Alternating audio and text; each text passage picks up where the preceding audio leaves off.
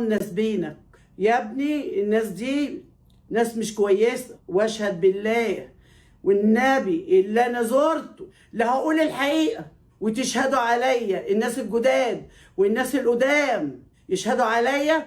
يا رب لو بكذب اتخرس عشان دول ولادي، صبرت على ما وقفتهم على رجليهم، ومن ضمنهم محمد حوارات اللي كرش امه وبهدلها خد تعبها وشقاها، اللي كانت جايه تغسل رجلين نهال وجايه تعملها تنظيف بشره، جت لفت عليه وجت في مره قالت لي يا ماما.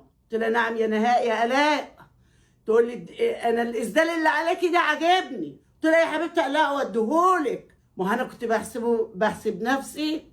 انا الطيابه بتاعتي طيابتي اللي ودتني في داهيه، خدت الاسدال من على جسمي. اقول لها اجيب لك واحد غير نضيف، انا عندي الاسدالات كتير. تقول لي لا اللي عليكي البسه. قلت لها امال يا حبيبتي؟ كنت داخله اوضتي قلع الاسدال في عرقي، راحت واخداه مخبياه وادته لامها.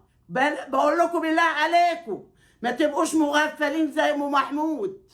انا كنت مغفله. راحت واخده الاسدال ادته لامها ولخالتها، سحرونا عليه وامها واخواتها وخالتها. في ولادي التالين انا ما فرحتش ببنت ابني.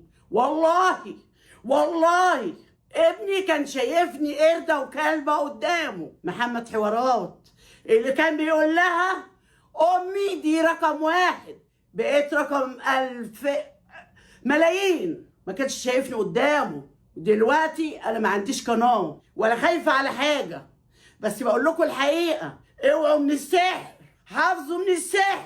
السحر بينقل بلاوي. انا دلوقتي مش قادره افك السحر يا جماعه. ما تسمعوش للراجل الزباله اللي اسمه رزق.